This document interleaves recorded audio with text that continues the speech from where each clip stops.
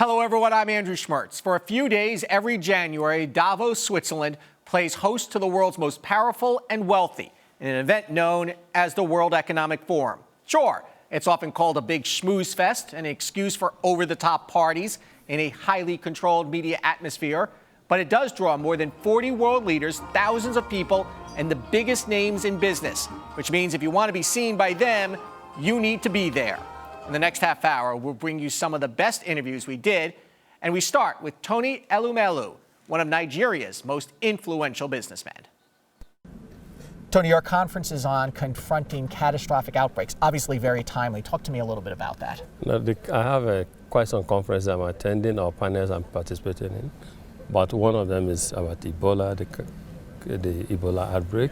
But for me, at this point in time, as it is with the entire theme of the Davos, we should stop talking about challenges and begin to move towards action. Ebola has come, unfortunate situation, pandemics that we pray not to see again, but now we should be thinking of how to re-engage the communities that have been devastated by Ebola. How do we get them working again? How do we use economic solutions for providing succor, comfort, and hope and prosperity to these people? That, to me, is the key thing we should be talking about at this point in time. Yeah, there's a lot of criticism that the Ebola outbreak was made far worse by the economic conditions compared to Nigeria, which has a pretty good health system in place, was able to confront it. Yeah, again, I want to move away from the cause. Let's begin to talk about post-Ebola, what next for these communities. We have Sierra Leone, we have Guinea, we have Liberia. These are fragile economies, so the whole world, Africans in particular, should come together to support these communities. I like what the AU is doing, and also some of us have, even before the AU's involvement, have also participated. The African Union. Yeah, the African Union. Before that, we also have participated in providing some form of financial support to this. But more importantly, is what we even do now to revitalize these economies. So I want to see us help to invest in these economies so that the economy can start moving. I have business in these three countries. I have United Bank for Africa, which is operating in these three countries. During this period of Ebola outbreak, no branch of our bank closed, yet our staff were protected. Mm-hmm. And so we want to see more investments, want to see private sector involvement so that we can begin to help rebuild this economy. That, honestly, is what the attention of the world should be at this point in time. You know, and speaking of that, right now in Nigeria, it's the best of times, worst of times. So it's Africa's largest economy, but the country has enormous challenges. You have a terrorist group, obviously, that the government is having trouble controlling. And I've been to Nigeria several times. The per capita income is still pretty dismal. So how do you get these investment dollars there quick enough to make this difference? You need to look at the circumstances of Nigeria today in the context of where we're coming from. The income per capita of the country at some point was below $1,000. Today it's far above $1,000. So I think progress has been made. I think the current government and the one before this have done quite a lot in restructuring the fabric and the structure of our economy, that today things are moving on. Yes, oil price is a challenge now, but I think that Nigeria is on the right trajectory. What's happening on the area is about the commodity price. The oil price is not just unique to Nigeria alone, so it's not as if there was terrible mismanagement of the economy. That's why the oil price is dropped. It's not. But having said that, we need to see how we can improve further. And I think the transformation that is ongoing in the agri sector is good. The privatization of the electricity power sector is good. The rail line, revitalization of the rail line is also good for the country. We need to see all of this begin to work. Well, of course, the issue of security is a problem, not just to Nigeria, but to mankind everywhere. Sure. And so I want to see, I hope that as we deal with this issue of security, the economy can even grow bigger and better than it's growing right now. When you have an election coming up in about a month or so, how does the current government win when you have an economy, the situation it is right now with oil, and you have, according to some reports, thousands of people being killed, thousands of fellow countrymen being killed? I mean, there's some concern that the only way President Jonathan's going to win is not necessarily the legal way. How do you respond? I don't make political comments. I'm not a politician. I don't make political comments, and I keep my comment or judgment on these issues to myself. We're watching. Just last year, Nigeria's economy passed South Africa's in size, making it the largest on the continent. South Africa has a host of problems stemming largely from a stagnant economy and high unemployment, issues South Africa's finance minister claims they are getting a handle on. Minister, this is your first year at the World Economic Forum. Your impressions so far?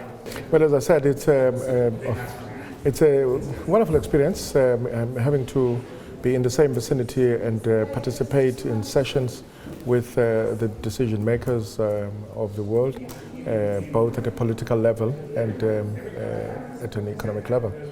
And you're speaking to other finance ministers, right? This is an opportunity for you to share and exchange ideas. Absolutely. And how does that help South Africa, where South Africa is such a significant part of Africa's GDP, but also very challenged right now in some ways?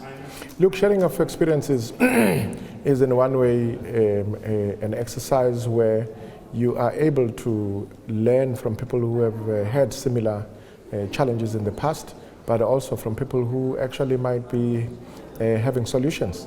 But as we learn, there is this cross-pollination of ideas. There is an opportunity also for others to learn from us, because South Africa has been through a lot and we've actually been able to overcome a number of challenges. But indeed, we are challenged, and in Africa we are in a position to be able to attract foreign direct investment. And the fact that South Africa is a gateway into Africa is not just a myth, because indeed we are. But we're not only just a gateway into Africa, but we are also a preferred destination for investment, because they use most investors use our systems. We have a deep capital market, and we also serve as a clearing house for most of the investors as they come into Africa. Yeah, certainly the financial infrastructure is very advanced in South Africa and is, like you said, a gateway for investments. Where are you looking the most for investment dollars to be placed in South Africa? You still have a very commodities-based economy, which you're trying to balance out more. Look, we have a massive infrastructure rollout program that is currently underway, and it is attracting a lot of investment, both domestically and from outside. If you look at our imports, mainly have actually been on the rise, because we've actually been importing in order to invest in our infrastructure, but also into Africa itself. Our retail has gone into Africa and have unearthed tremendous opportunities. Our telecommunications industry and the financial services is growing its footprint into Africa. The GDP is said to still be about 1.3% or so. Is that we had projected 1.4, 1.5 when we tabled our medium-term budget policy statement. We are looking at the latest developments, and we will be tabling that when we table our budget in February. Okay, so you're still having slow growth, you're having high unemployment. During the last election cycle, the criticism was this government is not doing enough and not equipped to turn the economy around. Can you talk about specific plans? There's only so much the government can do, we understand that, but specific plans to really jumpstart the South African economy. Look, firstly, I think there is a bit of unfairness in that we have been growing in the midst of a global slowdown. And if you talk real numbers, indeed, if you compare to others in Africa, we might be growing at 1.4%, but our 1.4, as we constitute 30% of the economy of the continent. Mm-hmm. That 1.4, compared to our peers in the region and in the continent, is actually quite something which is not, we're not on the decline. Better than some Eurozone countries are doing Absolutely, right now. Yes. But we cannot be complacent, because that's not adequate in order to address our challenges of employment, our challenges of poverty in the country, and dealing with inequality. We therefore are aiming for better growth, and it is for that reason that we are investing in our infrastructure, because whilst infrastructure is going to be providing a platform for the economy to grow, but it also creates jobs. It also creates an opportunity for foreign direct investment and for people to invest in that infrastructure as we speak. Coming up, improving the economy by making sure people first have enough to eat. You're watching Rise Exchange.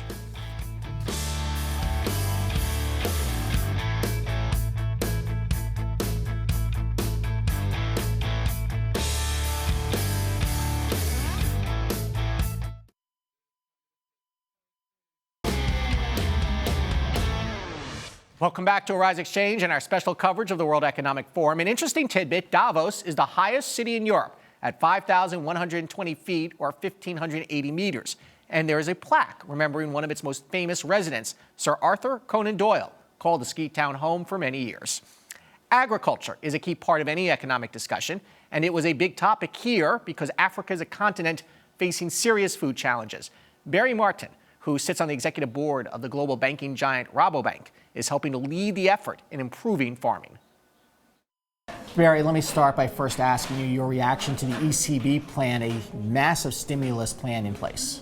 Well, it is obviously uncharted territory, but in my view, the most important part right now is that we need to put confidence into the entrepreneurs, into the industries, and to the investors. What we have seen is that there is liquidity in the market, but there is very little demand at this moment, at least at Rabobank, for credit. So we hope that by increasing the confidence and the ECB really saying, look, we're going to do everything to get the economy going, that investments are coming back and the requests for credits are going to increase. So for me, it's obviously uncharted territory, but really confidence, and that's what we need. And you see, entrepreneurs are the ones that are going to make this economy go again, and the consumers. So I hope that with this, we have a complete change of mindset. Okay, you're here to talk about hunger and agriculture. Yes. Agriculture, a huge issue, obviously in Africa. Give me a little bit of an overview of what your conference covered. Well, our conference is very simple. We know that 800 million people go every day with hunger to bed, but we also know that billions of people go with overweight to bed, so they are actually malnutritioned. So hunger is more than only the food production, it's also education about what's right food. So what we are doing here is trying to influence all the multi-stakeholders so that this is central to the agenda, because it's not possible that we as human beings can send somebody to the moon, but we cannot feed our people. Okay, and so what are the steps then that need to be taken to get us to that next level? Like who are the stakeholders in this conference today who could help effectuate this? Well, what we have done today here is that we came together with all the multi-stakeholders, from the farming industry to the seed, the inputs, the governments, and name them, the banks like ourselves, and we created an imaginary country called Mylandia. And we came together and said, if we want to take Mylandia out of hunger and get people well fed, what do we need? And that was the conference was about, and we came together in groups and everybody gave their input. And at the end, what you really see is that you need leadership, vision, where are you going to? And it was very interesting. Do you believe you have the adequate partners in some countries in Africa though, leaders in those countries who are good partners here? Because there's always been a controversy that the money goes there and disappears. Well, I think the reality is that what we really read now is the conscious that you need to organize the whole supply chain. If all the players in the supply chain do the right thing, create the market, I think you can absorb this, what you're talking about.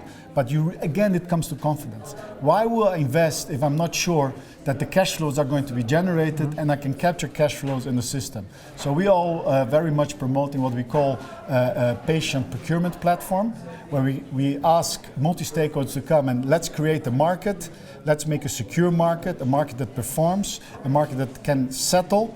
It could be through exchanges or through buyer contracts, and by means of having that, we can go back to the whole supply chain and make sure that everybody has confidence to produce. And do you have technology partners? We have technology partners because really technology, not only mobile phone, but also how do you get information to those farmers or to the players in the supply chain, or even to make the right payment systems, because that's very important. Financial inclusion and payment systems are also very important.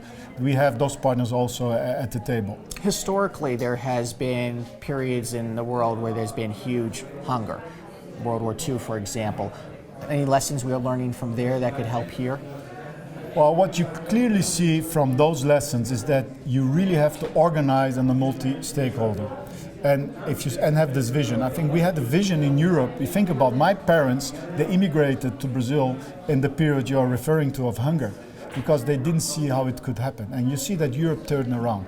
They created cooperatives, they created financial inclusions, they developed new techniques of planting, new techniques of distribution. So I really think that for the first time we're coming together and needing this type of action together, a vision again to get out of this, eradicate hunger.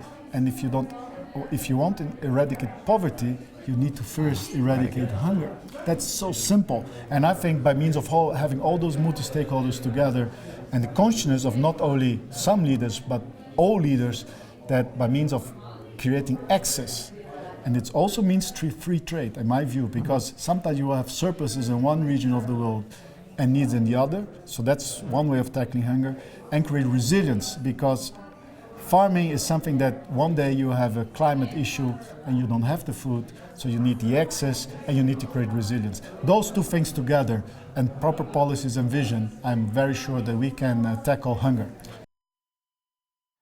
There was a lot of discussion this year about economic inequality. This from a group that represents a fraction of the top 1% of wealth in the world.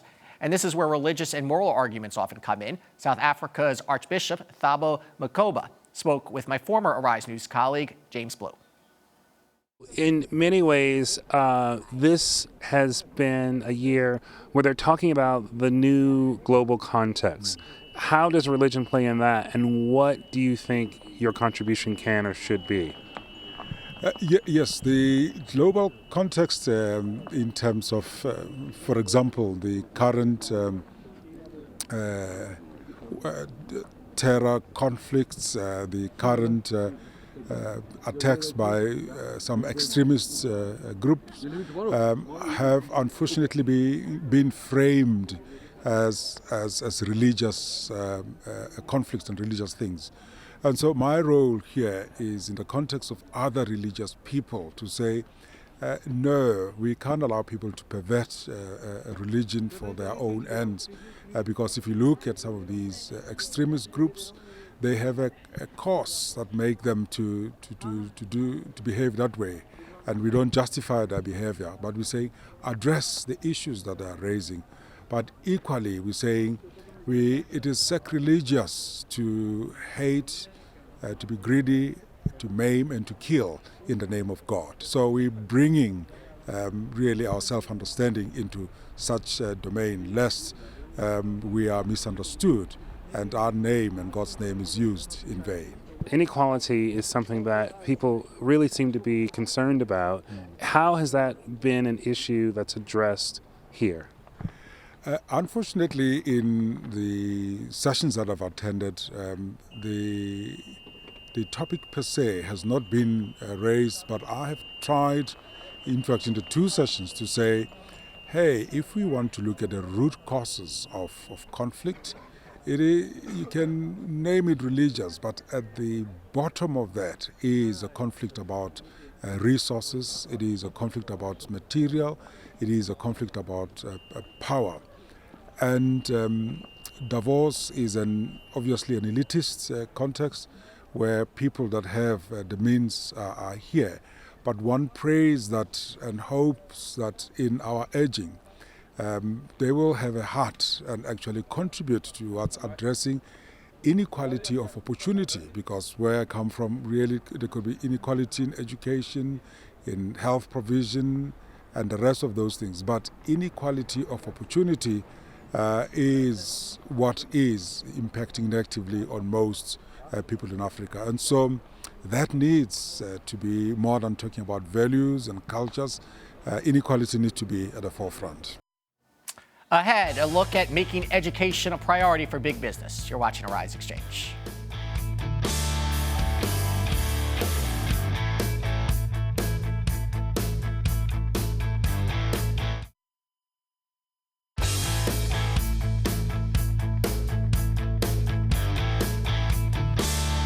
Welcome back to our special on the World Economic Forum. This is an expensive networking event. Attendees pay a minimum of $20,000 to be there, and they come to hear mostly from men. Just 15% of guest speakers are women. We'll speak with one in a moment, but first, our next guest is Dino Varkey, who leads the education initiative, Global Education Management Systems, or GEMS. Give me a little bit of an overview of what the conference here that you're holding is about. So from our perspective, this is about business backing education.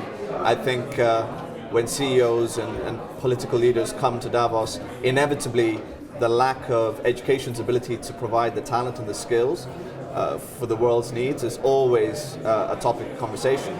From our perspective, though, we wanted to highlight that as important an issue as it is, actually private industry hasn't done as much to necessarily engage and support education. So this report essentially wanted us to highlight, or we wanted to use it to highlight exactly how much private industry contributes towards education CSR spend. And actually the facts are kind of interesting. So amongst Fortune 500 companies, total CSR spend on everything is approximately $20 billion a year. Of that, only $2.6 billion goes towards education-related CSR. And amongst that $2.6 billion though, almost half of it comes from 10 companies. That's an astounding figure. Exactly. So I think from our perspective, we want to try and ensure that this initiative highlights the gap, but also galvanizes support in order to get private industry supporting education. Why do you think that the education system is not turning out the students that are needed for skills? And is it a failure on the primary, secondary education, or the university education, or all of it? So I think one of the things we need to recognize is we're living in a time of unprecedented change. The rate of change is so unprecedented that actually most education systems around the world, which again are predominantly government sector provision, public provision, and it's right that it is, but unfortunately public provision is a very, very poor control system to innovate and transform something at speed and at scale. And I think that's essentially what we're seeing, and from our perspective, it's across the entire system. It's primary, secondary, and tertiary. In the United States, I don't know how much you could talk about charter schools, but Sure. There's obviously a push to do something else, which charter is sort of a private-public partnership. Is that a good thing? Look, I think from our perspective, there have always been traditional debates, public versus private. From our perspective, the scale of the challenge is so great. For us, it's about whatever works, right? If it's a public-private partnership, great. If it's public sector only, that's fine. If it's NGO, that's fine. If it's private sector only, that's fine as well. But for us, it is such an important issue. I mean, we believe it's the most important issue that we can use in order to change our world for the better. So from our perspective, it's any of the models as long as it gets us to the solution that we require. GEM is about 50 years old now? 55 years old, 55 yeah, set years up now. by my grandparents, yeah. Okay, so has the mission changed over the 55 years? And therefore, no. So how have you marked your progress, would you say? Look, I think I'm very proud to tell everybody that I come from a third generation education family, right? 3 out of 4 of my grandparents were teachers. And for all that time, we've been driven by a very simple, uncompromising purpose, to try and put a quality education within the reach of every child and every student. That hasn't changed. So if I think about the way that we're structured today, you know, yes, we own and operate great private schools that cater to different economic segments across 16 countries in the world. We work with governments to actually reform education systems. And where we don't have a private model, actually our foundation steps in order to try and further our mission by providing quality access to kids in developing nations. How are you going to mark your goals going forward? So what do you hope to get out of this conference, 1 year, 5 years? What is the timeline here? So in terms of the Business Max Education Initiative specifically, I think it's a very simple marker that we've set for ourselves. Today, based on the numbers that I told you before, 13% of global CSR spend is allocated towards education. We want that to move to 20% by 2020. And I think if we achieve that, that in itself is going to move the needle. In terms of GEMS and what we do day in, day out, look, we're ambitious, we're bold, and we want to continue to grow and make sure that our quality of education is available to as many students around the world as possible. And finally, in terms of our foundation, I suppose the mission is very clear. We're very focused on building teacher capacity globally. You know, great teachers are a diminishing resource. That's the reality. And part of that, and Emma was just telling me, what is going on in Dubai in March related to teachers? And again, perhaps it's sad that you sometimes need to do this, but we announced a Global Teacher Prize in order to identify the world's greatest teacher. And a big part of it is, from our perspective, how do we remind the world just how important a teacher is? And while we're on the topic of education, Cecilia Rudan is the Dean of the Woodrow School at Princeton University and a former member of President Obama's administration. And we talked about recent education initiatives. What do people say, you know, because there's so many business leaders here and politicians and you're in education, so how do you think that all kind of fits together? Well, it fits together in a few ways. One is it's an opportunity. This is Princeton's first time as an institution to be here. I was invited for myself as a professor, but for institutions such as Princeton or Harvard, UC Berkeley, it's an opportunity to showcase the faculty. It's also, let's face it, many of our alumni are here. So it's an opportunity to bring our alumni together and for us to meet with them and to see them. and it saves us from running around the country, much less the world. And finally, also, many of our alumni and our most generous supporters are here, and so it's a chance to meet them. In addition, I'm putting together a conference for next year, and I'm able to meet with some of our conference speakers and to find others who might be able to help us make it more effective. You mentioned Princeton, you mentioned what other school? Harvard, Columbia's here. Okay, so my question then is there a fair amount of diversity of schools here? But you've mentioned a few Ivy Leagues. I've mentioned a few Ivy Leagues. I just came from a lunch where a faculty member from UC Berkeley was there. Apparently it's their first year here, and apparently they're the first public institution to come to Davos. So diversity in the US, we have many community colleges, most students attend public institutions, so no, but nonetheless we have good representation from the not-for-profit sector. Let me talk to you about community colleges. The president has come out with a somewhat ambitious plan for community colleges. What are your thoughts on it? Do you think it can be implemented? Good question. So I really like the way that the plan brings all of the actors that I think are essential for an effective higher education system together. He has called for the federal government to provide subsidies to states to help keep tuition low. So that's the federal government playing a critical role. It requires that states keep tuition low, so it helps states maintain their skin in the game. It requires the community colleges to have effective programs to help keep students in school so that the programs are effective. And it requires that the students actually step up as well by maintaining a minimum GPA and committing to at least half-time enrollment. So what I like about it is I think it's realistic that you can't increase our educational attainment just from one part with one partner. You need everybody to bring everybody together. Can it be implemented? Well, it calls for what I think in today's numbers, it's not a really big number. I think it's $60 billion over 10 years. You know, it's a drop in the bucket for the total federal government budget, but are the Republicans likely to go along with it? I think not necessarily. But the president's already out there trying to encourage states to implement the parts that they can. So this is a long-term strategy. It's a marathon, not a sprint. Okay. Sometimes the criticism of some of the conferences I've been at is that our education system is no longer really turning out students who are ready for today's world. Your thoughts? Well, I think we still have I think we have one of the best higher education systems in the world. Does that mean that it can't be improved? It needs a lot of improvement in a lot of sectors.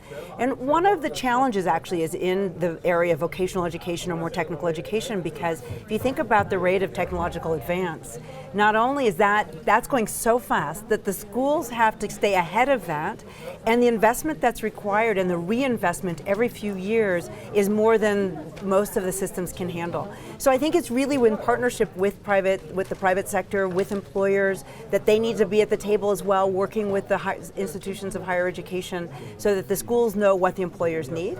But I would argue that we are still producing students who are employable and they have good jobs. And the unemployment rate for those who've been to college is much lower than for those who haven't. So you disagree with the folks who say college is for many not economically worth it? So that argument, or when they make that claim, what they're really thinking about is they're thinking about the students that have taken on student debt, which is definitely for some students it's extremely high. But for most students, it's still an investment that's going to pay off. But like many investment, there's some risk, and so that's part of the reason why, for example, the Obama administration's implemented income-based repayment, and there are other ways to restructure the loan. But for most students, it's actually a gamble worth taking. And the next forum for the World Economic Forum will be in Cape Town. I'm Andrew Schmertz. Thanks for watching this special edition of Arise Exchange. Good night.